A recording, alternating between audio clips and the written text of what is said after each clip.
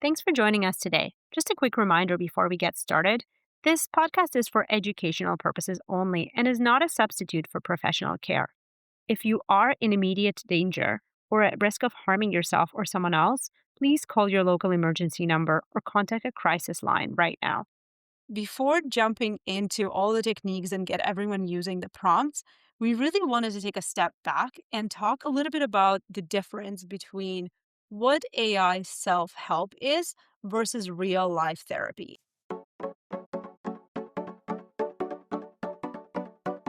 This is the AI Therapy Podcast. Where we discuss mindful use of AI for self help. A consumer insights nerd And a techie are joined by a practicing psychologist to unpack when AI can be helpful, where it shouldn't be used, and best ways to interact with AI to get the support you need. AI Therapy Podcast, practical tools, real talk, and a mindful take on technology. All right, welcome to the episode, everyone.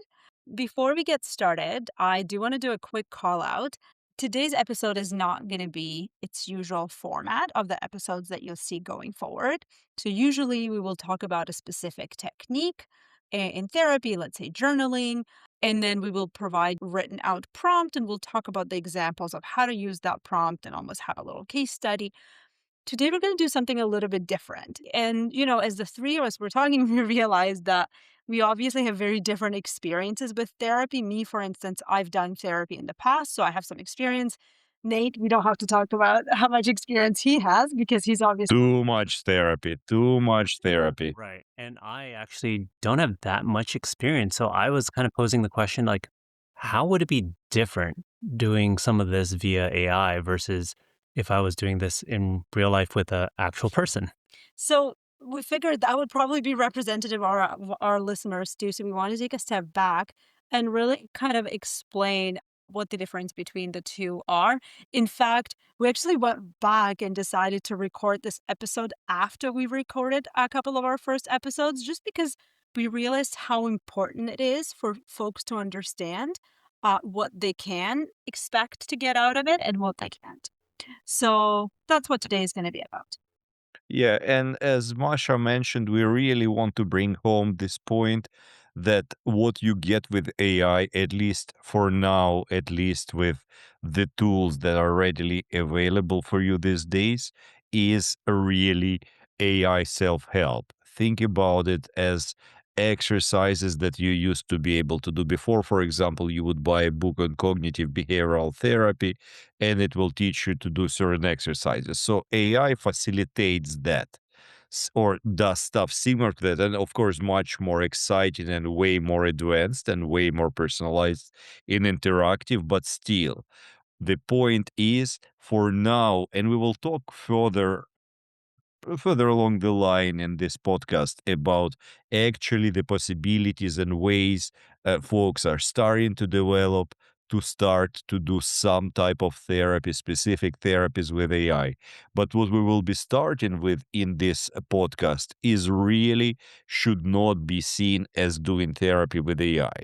What you're doing here is doing self help with the help of this very advanced, very powerful tool which can bring your ability to help yourself to a totally new level compared to what it would have been, for example, with books or pen and paper exercises. But still, it's self-help. So what we want to do today is to really show you some of the main elements how this self-help is different from what therapy with the real therapist would be like. And just because we've been saying for now a couple of times, I want to do a quick timestamp just to mention that this technology is moving ever so quickly. So we're talking about this stuff right now around February 2026 or so. So keep your ears open. Things are changing and just keep that in mind. Okay, so we thought that the best or maybe most intuitive way for us to go through this is play out a live interaction with AI and kind of see how AI answers to our prompts and our questions. And then at the same time, have Nate give us kind of an alternate lens or an alternate view of how this type of interaction would play out with a live therapist. Okay, so what I'm going to do now is I'm going to open ChatGPT and I'm going to prompt it with a very basic kind of not complicated prompt of a very simple scenario. And then we'll hear what ChatGPT says back. So I'm going to speak to it instead of typing, which is I would assume how most people would use it in this situation. All right, here we go, guys. Hey, so I've been feeling kind of off lately. Like, I just don't really feel like doing anything. I don't feel like going to work. And I feel like generally, like, I'm just irritated by everything and everyone around me. Like, I'm just kind of feeling pissed off and unmotivated. What's going on? All right, here is our response. Hey, that sounds really uncomfortable and honestly pretty exhausting. When everything and everyone starts feeling irritating and your motivation drops, it's usually a signal, not a personal flaw. A few common things that can drive this kind of low grade pissed off feeling. One, you're depleted, not lazy. Irritability plus not wanting to work is often burnout or overload. Even if nothing huge happened, constant demands, mental, emotional, logistical, quietly drain you. Okay. I see Nate like itching to say something, so I'm gonna like really pass it on to him. What do you think? Yeah, thank you, Eric. Maybe you should have went into mental health. I mean, you're pretty good with reading body language. Or was I that obvious? Maybe a little. Okay. So yes, absolutely. Right away here, for example, what I've been reacting to is how different this would be from somebody actually seeing a flesh and blood therapist.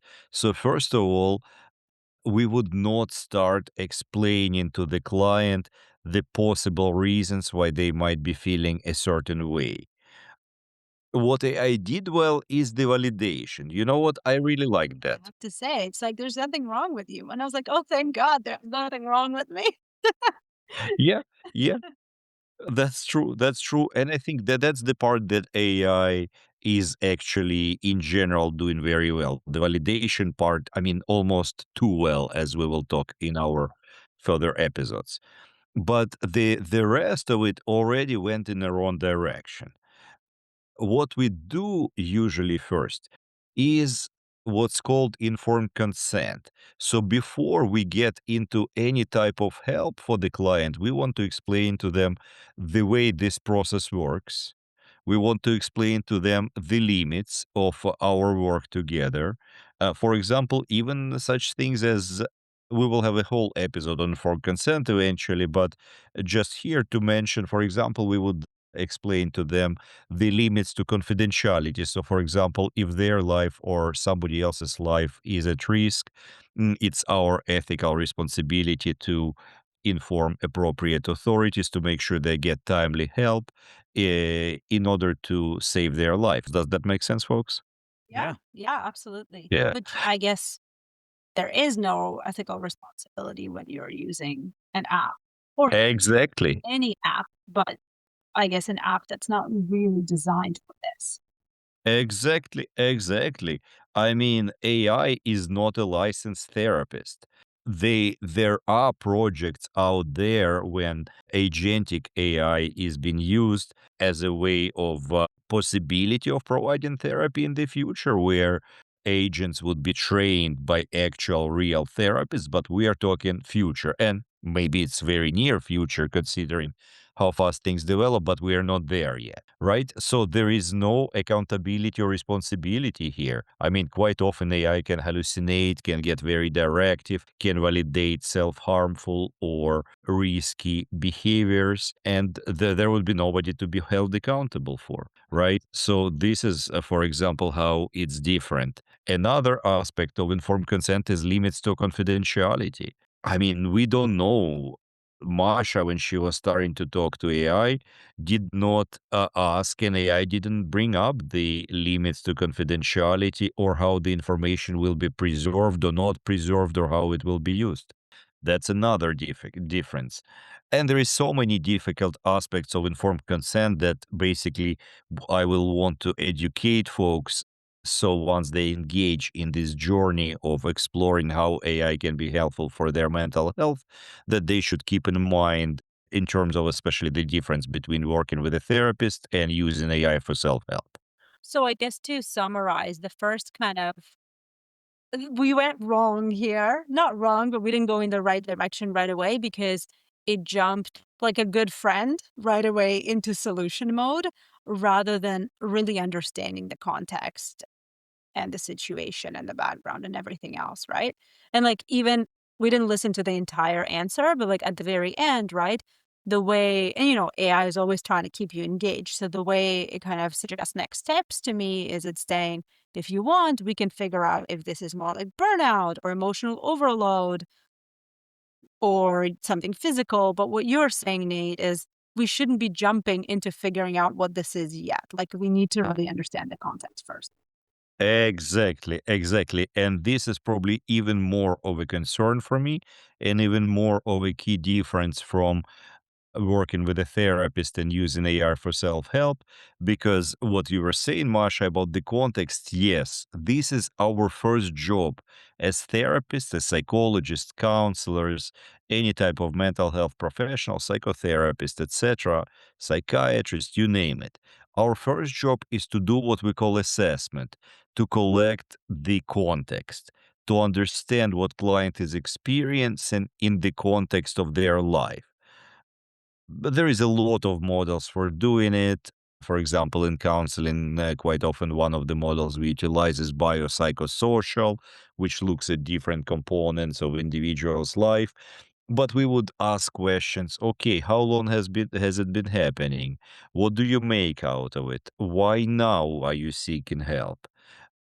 Is there any type of possible explanation that you are finding for it? What does it mean for you that it's happening to you right now? How long has it been happening for you, etc.?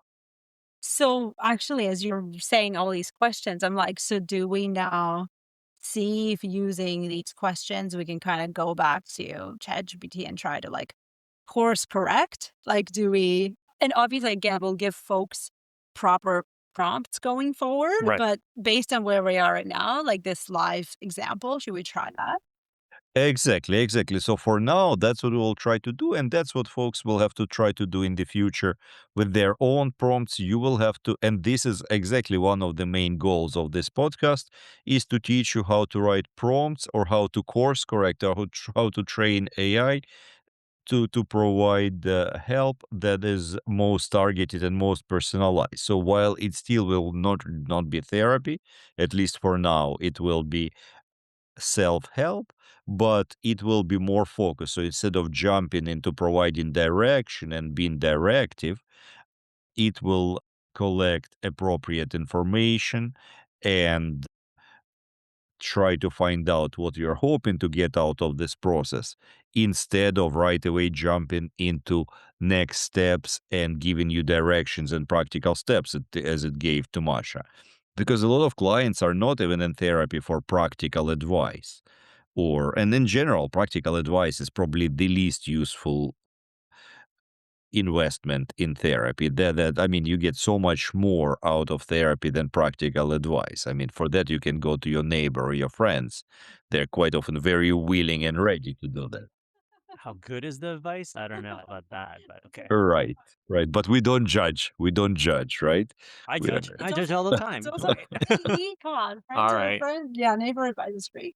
Okay, so Nate, so what should I ask ChatGPT? Maybe one of the first things we can tell in this case to experiment with ChatGPT, we can tell it, I'm not looking for advice. I'm not looking for practical solutions. I'm looking to understand my situation better. So, can you start by asking me appropriate questions to better understand my situation prior to helping me make more meaning out of it? All right, let's give it a try. Okay, so we've put that in. I'm gonna play the response now. Got it. Thank you for saying that so clearly. That helps a lot. Let's slow this down and just understand what's happening, not fix it. I'll approach this like a gentle intake, open ended, no pressure to be right, and you can answer as much or as little as you want. Some questions may feel more relevant than others. That's information too. 1. Presenting experience. If you had to describe your current state in one sentence, what would it be? What words fit best right now? Angry, resentful, numb, exhausted, restless, overwhelmed, disconnected. Something else? Does this feel like a new state for you or a familiar one that comes back in cycles? Time and onset. When did you first notice something was off? Was the change sudden or gradual? Around that time, was there a shift in responsibility, a disappointment, something you had to push through?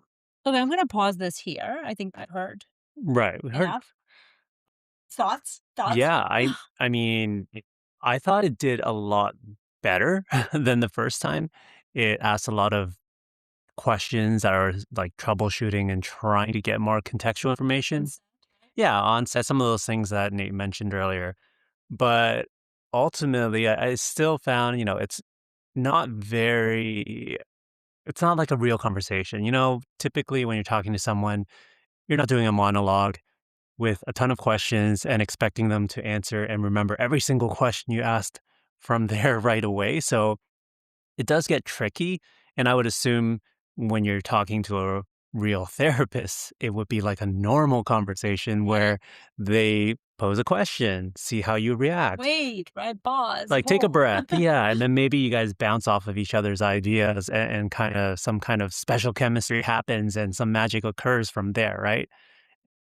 I don't know. That's my first take on things. I don't know. What do you Yeah, guys and I think? like to your point, like for context for listeners, there's basically gives us like 7 different points. So by the time it got to the end of the second one, I was like, wait, like what did it say in the first one? Like I don't even know what I need to answer at Okay. this point. I will say that's probably one of the limitations of the technology at this moment in time.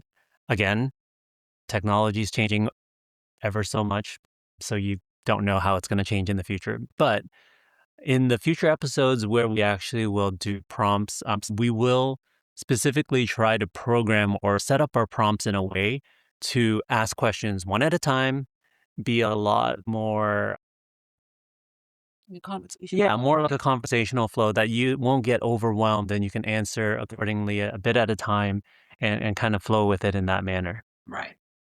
Nate? Yeah, I absolutely agree with those points, folks. I mean, I don't have much to add other than to say yes, absolutely. The conversation with the therapist would be very much client-centered, right? So the therapists often are encouraged. That's how I train my students to follow the client. So, of course, we don't bombard them with so many questions. It feels overwhelming. And like you said, Masha, even in writing, or it would be overwhelming to read this whole list of questions. Usually, we ask them one by one. Actually, it's one of the best practices that I teach students. Never ask more than one question at a time, right? Let client answer one question and then you follow it up with another question and you go in a direction that seems to be emerging. That, I mean, on one hand, you keep in mind what you're trying to assess, what type of information you're trying to collect, while on the other hand, you're still trying to follow the client and make the conversation feel as natural as possible, right? And another point about client centeredness, it is still very directive. It is still very directive. For example, when it started in the very beginning of the response, it starts asking you, how do you feel? Do you feel angry, resentful, and at least a whole bunch of other emotions? We do not want to be providing answers to a client. We want to help facilitate. When I work with clients, I try to to help them facilitate their own insight, be it learning to identify their feelings and emotions, which can provide a relief on its own, or be it coming up with their own insight. So in this case, it's very directive and very limiting and can bias the client when AI is providing so many options to choose from without first asking the client. So this directness and when it's giving those examples, are you feeling angry, frustrated? Is that essentially like AI trying to inception you and potentially point you in a specific direction and maybe do it wrongly, even because like those are the first words that came to your mind and you're like, oh, that may be it, but you didn't really think about it too much and maybe you would have given a separate answer otherwise? Absolutely, Eric. Absolutely, that can be the case, and that can be another danger, because yes, it identified and heard carefully what Masha said, but then again, it didn't collect enough information to be. Even though Masha already prompted it and said, "I want you to help me explore," it still jumps to a lot of conclusions and still tends to be too directive and does a lot of projecting based on very little information that was provided to it. So yeah, and one more thing here that I wanted to mention. I mean, the range of emotions it presents, it's still pretty limited. So for example, quite often when the clients come to our office, they might be talking about a certain emotional state, but we help them to try and understand that emotional state better. So, for example, in approach to therapy called emotionally focused therapy, the abbreviation is EFT, we quite often talk about two levels of emotions, primary and secondary. So, secondary are emotions, for example, quite often such as resentment, frustration, irritation, something that we quite often feel on the surface, something that we identify. I feel angry, I feel mad about this, I am fed up.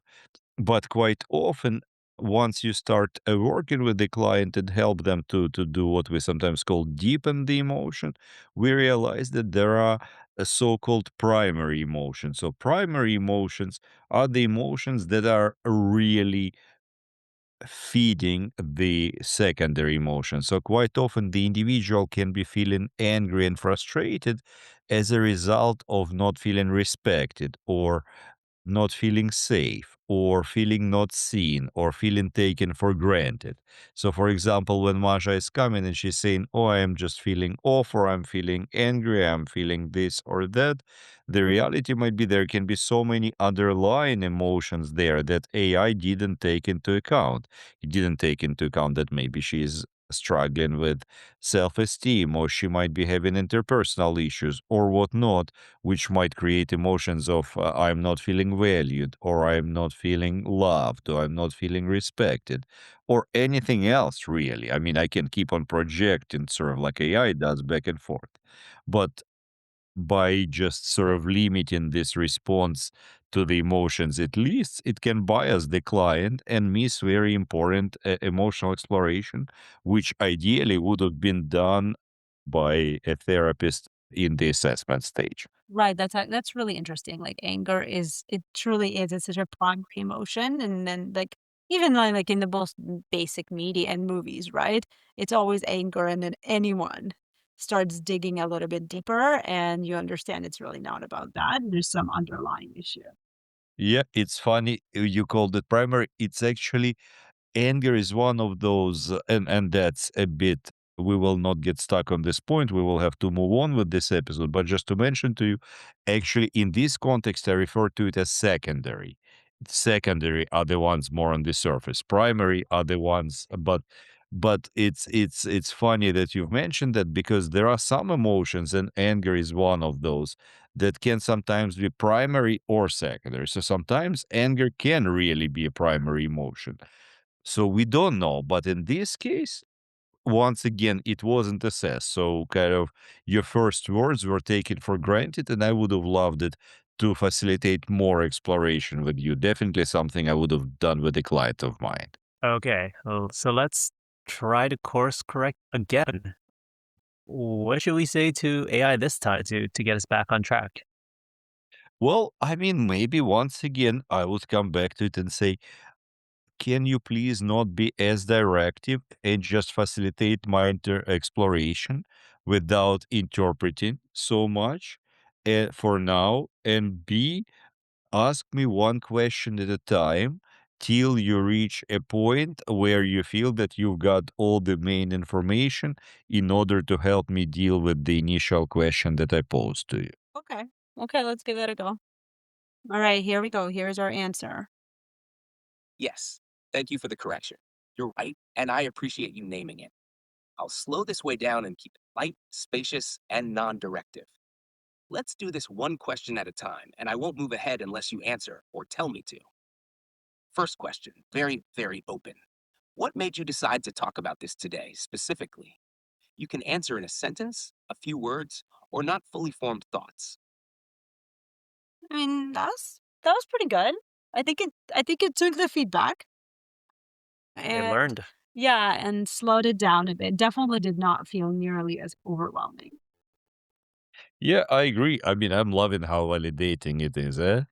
It definitely makes you feel heard. So that's good. That's the part of it that it seems to be doing very well. Still, to my if you were to ask me, it's a little bit too directive.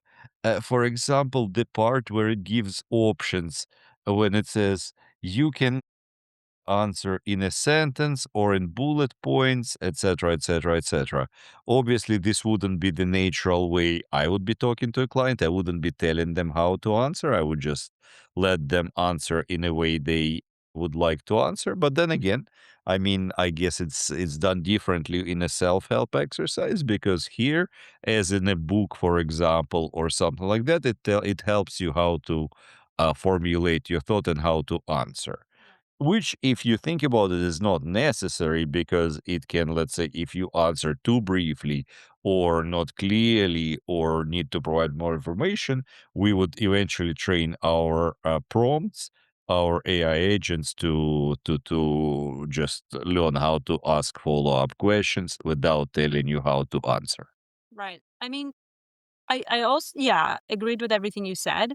I also, what I do like about this is really the openness of the question. So, like, I kind of just feel like talking now. I want to tell it why I decided to start today. And my hope would be that it could pick up on some themes and kind of start digging a little deeper. But I don't know. Do we want to try that as, as our maybe final closing question? Sounds good to me. And I agree with you, Masha. This is a great question. This is the type of very realistic type of question for a change. Unlike the questions that we've gotten before, that it's very close to what I would have actually asked a client when they were coming to see me for the first time. Okay. Okay, great. So let me respond. And then we'll see. Is it going to start jumping into solutions or actually going to stick to its promise of asking me a couple more contextual questions? Okay, okay, I'm holding my breath All here. right. Okay, All let's right. try. I guess I just, as I said before, like I haven't been feeling great. Like my mood is not good. I feel like I'm snapping at people, and so I kind of just want to start feeling better, and I'm hoping you can help. Thank you. That makes sense. And I hear that this is less about fixing and more about wanting to understand what's happening. So feeling better feels possible. I'm going to reflect just one thing back, then ask the next question. What I'm hearing is your mood feels off enough that it's starting to affect how you show up with other people. And that's what made this feel important now. Let's stay with that. Next question, just one. When you notice yourself snapping or feeling irritated, what's the feeling right before that? If there is one. For example, pressure, tiredness, feeling rushed, feeling unseen, or even nothing. It just happens. Any answer is okay. I think that's pretty impressive, actually. Yeah, I agree. It's getting better. It's getting better, but we still see it being too verbose. So the answer is still very long. I was getting lost in the interpretation or validation of the emotion, for example, and the next question. And also, once again, it does the same mistake of giving you the answers, right? So we can see how sometimes it might take a while to really train our AI model to be helpful in ways that are not directive. Yeah, but I would say even with all that, given we just spent like 20 minutes and gave it 2 corrections, it's already doing a lot better in what we needed to do, right? And like with every step, we are like live training this thing to do what we wanted to do. Yeah, I agree. Just speaking like a common user, I don't know if everyone would want to spend 20 minutes and would have the know-how to ask follow-up questions in a specific manner to try to get a better outcome. So That's just something at the top of my mind in terms of some of the limitations or constraint around AI at this current moment in time. But like shameless plug, this is where we come in, right? This is literally why we're here. That is true. That is true. That was not rehearsed, by the way. Just sharing my feelings. Nice setup, folks. Nice setup. Okay, so aside from the fact that it still gave somewhat of examples when it said, for example, pressure, tiredness, etc., it did ask an interesting question around like, what is the feeling right before that? And if there is one, what do you think of that, Nate? Is that like getting back on track? Do you wanna read out the question? Sure. It was when you notice yourself snapping or feeling irritated, what's the feeling right before that, if there is one? Yeah, that question in particular, I do like. This sounds more like something that a therapist trying to work with clients' emotions.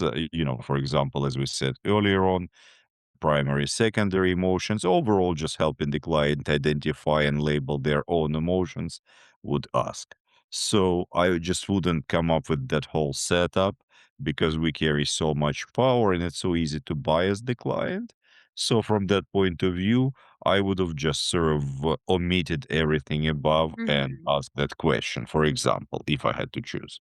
Right. Okay, so should we give it a go and try kind of answering this, and maybe this will be our final round. We'll respond back to AI and says what it says. See what it says back to us. I'm intrigued. Okay. Okay, so I'm gonna say this to AI now.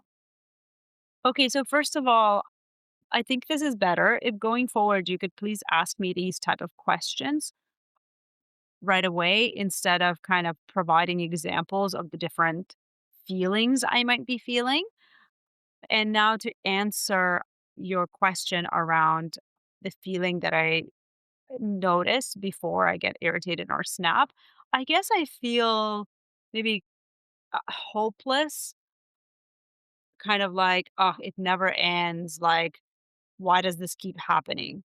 Thank you for telling me that. I hear the preference clearly, and I'll stick to simple, open questions without examples going forward.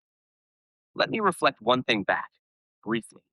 Before the irritation, there's a sense of hopelessness, a feeling of this is endless, like you're stuck in a loop. Let's clarify that loop. Next question, just one.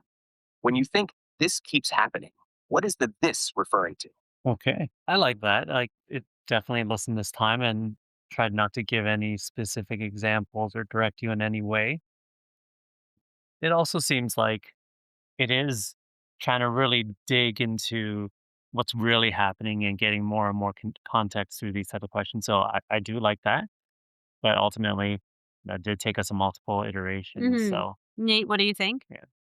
Yeah, I like this too. I mean, I find it interesting, the switch here from the emotional domain into cognitive domain. So what I mean here, first of all, it helped you identify your emotional states at potentially primary and secondary level, or overall kind of better understand your emotional states, make it more complex, more nuanced, let's say Right. underlying emotion. And then it's pretty good in terms of validating and showing its understanding of what hopelessness feels like to you, right? Did it speak to you? Did it was it Yeah, totally. I mean, I like definitely would want to go and I guess keep exploring that, right? That like follow up question. What is this referring to? And I'm like, oh, that's actually a really good question for me to reflect on. So for sure. Yeah, so what you're describing, I mean, it validated your emotions and then it switches to cognitive domain. So cognitive, it's kind of like what does it mean to you? What does this say to Mhm. you, for example? So here it's helping you identify specifically what is it that might be causing you these feelings of hopelessness, what helping you be more clear about what might be the cause of your distress. So yeah, I think this is a very valid question. And what it moves into helping you generate your own insight, helping you make more meaning, facilitating self-reflection, which I think it's a great tool for now, and it's done pretty good job in the end, sort of getting better in helping you identify and label your emotions and Right. emotional states. Right. Okay. I think this has been pretty fascinating to test live. And I guess we really could keep going for a while. We have to end at one point, but I guess that's what the rest of our podcast is for. So make sure you join us on that journey. Before we wrap up, Nate, Herrick, is there anything else? Like, I know we've covered a lot of topics and we'll summarize them, but is there anything else that we haven't touched on in terms of like what are the key differences people should be aware, as we talk about AI self help versus real life therapy? I mean, from my point of view, a big point here is the nonverbal communication. So what we do quite often, and I mean this is at least with ChatGPT or with some of the main platforms right now is not readily available. We do a lot of assessing and intervening through nonverbal communication, nonverbal cues. What I'm referring to is, for example, eye contact, facial expression, body language, Right. size, etc. Right? So it is not something that AI was able to assess. I Hmm. mean, it wasn't able to see your facial expressions. And this is definitely something very doable, probably in the very near future. But for now, it's not something that most folks have access to. And I'm not familiar of any sort of mainstream available software able to provide that. Right. So, other aspects of what we do when we assess the client in order to build a complex understanding of what they're bringing in, we would be looking at how they are presenting. What that means here, it's their physical looks. For example, are they well groomed? Are they appropriately dressed? Personal hygiene, and so on and so forth. Right. Coherence in communication, pace of Right. communication. And all of that And gets it, lost here. Right. right. Right. Once again, all of this is very much now sounding in the realm of possibility, but as we are time stamping our episodes, it's not something that most folks have access to, and I don't even know if it is available sort of in a tested realm anywhere. But things like coherence in communication, as I said, orientation to time, place, space, etc., all of those things might be difficult to assess. Right. And you know what? Actually, as you said, orientation to time. So you tell me if this is important, but I catch myself telling AI sometimes, like it doesn't know when the conversation has ended and when it's continuing, right? Like I assume when I come back to talk to it, it doesn't realize if it's been 2 weeks or I'm talking to it the same day. Hmm. Hmm. So that probably makes a big difference too. Yeah, and on that point, AI, for example, might not be connecting to you in a way as a therapist would be connecting to you in real time. It might not know exactly, like you said, that that time passed and that a lot of things in the context of your life or in your circumstances might have changed, right? Right. Right. So, and that's significant. While a therapist, human therapist would know. So, but when you're chatting through a screen without particular timestamps, it might not be this change in time and change in circumstances might not be assessed or given sufficient amount of attention, or new assessment information might not be requested, right? Another part here that I would like to add is also interventions also through nonverbal communication. For example, interpreting pauses, maintaining silence, reacting and intervening depending on how long the silence is, commenting on what we call immediacy, on body language or facial expressions, etc. And finally, and we've brought up this point before, but when it comes to safety and crisis interventions, it really lacks a real time clinical judgment that once again could use nonverbal cues and context as part of the assessment. It's not designed, at least at this point, to reliably detect imminent risk. It does not respond with appropriate escalation. And we've seen the examples of this in media these days quite often. Of course. And that is really concerning. Yeah, and I guess that's really the critical point to make here, right? That this is not something to refer to or use in times of crisis or an emergency. And of course, we call that out before and after the episode, but it just feels like the really right time to highlight that here again. Exactly. Definitely not a crisis resource. Okay, well, on that note, shall we do a quick roundtable wrap up? Let's do it. Okay, Herrick, you want to go first? Sure. So, one of my takeaways on this would be that it still seems like the onus is on the user to really know how to use the technology in a way to ultimately get to the end goal and get the help you're looking for. So, if you think about our little journey here, we made all these alterations and we asked questions in multiple ways. I don't think I would have been able to do that myself if we didn't have Nate to guide us with, some of his insights and relating to his background. Like, I think my discussion with AI on a scenario like this could have ultimately gone into a totally different Hmm. direction, Hmm. which may or may not have been useful to me. And again, that kind of just reminds you of one of the traps of AI is that it is really darn convincing. So when it says that, I'm like, you're right. I am angry, even though I may or may not have been, but it's so convincing that, I just want to follow along. So just, yeah, learning to be mindful of that and to ask the right questions to try to get me closer to where I want to get to. Okay, so this is great, and I actually want to follow you because I think my takeaways tie very closely to yours. Is in one is I actually found it really helpful. So we did have to tweak it and optimize it a lot, but it really got me thinking in a way that I wouldn't have like started thinking about my feelings ahead of time and about my emotions. So I think my takeaway was this could be really, really helpful if used in the right way.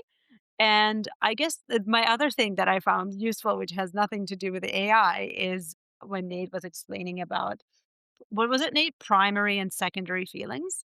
And I know Exactly. I'm going to get them confused in terms of which one's primary or secondary, but I did find that very interesting personally. And then the second thing is ultimately, right? Like next time that if I were to use AI by myself for this purpose, like I would already know how to go about this. Like I would already know to tell it not to be so authoritative. I would know to sound more contemplative. I would know to tell it to not give me examples, right? So I would already know kind of how to be very prescriptive with my prompt in terms of exactly when I want to get back. And Mhm. that leaves Nate. Yeah, no, I mean, this is so fascinating. I mean, I really like this little experiment that we've done, and brainstorming and sharing it together brings me back to sort of our initial question in terms of how different it is from really working with the live therapist, let's say, right? And how different it is from a therapy process. Because, I mean, therapy, I mean, what some of sort of very casual ways of defining it, it's ongoing professional care where we have assessment, where we have case formulation, meaning sort of us forming understanding of what's happening with this particular client and trying to apply particular theory to explain what is happening there and to inform the best ways to help them, what we call treatment planning, risk management, and so on. So when it comes to AI, it is not at this point a relationship based clinical treatment. There is no accountability, as we said. Professional duties are not governed in the same way as it would be otherwise in with the sort of governing body, for example, for licensed professionals. There is no guaranteed continuity, there is no documentation, standards or requirement, or clinical supervision if somebody is going to train an agent, for example, AI agent. Once again, I mean, does the agent have to meet the same amount of hours? This is unexplored territory. It's not something that's standardized, guaranteed, tested enough. So these are key differences, and not to say that I mean, the reason we're doing this podcast because people are using it, and there is a lot of use on it. But since folks are using it, it's pretty important for us to at least help them do it in a more informed, more conscious way. Beautiful. Thank you. Well said. Okay. Well, I think we will wrap it here. Thank you, folks, for joining us today. Hopefully, you all found it as insightful and interesting as we did. You can find a sample prompt of what we discussed in the show today in the show notes. Thanks for joining us today. Just a quick reminder before you go, this episode is educational and not a substitute for professional care, and listening does not create a therapist client relationship. If you are in immediate danger or at risk of harming yourself or someone else, call your local emergency number or contact a crisis line right away. All right, we'll see you in the next episode.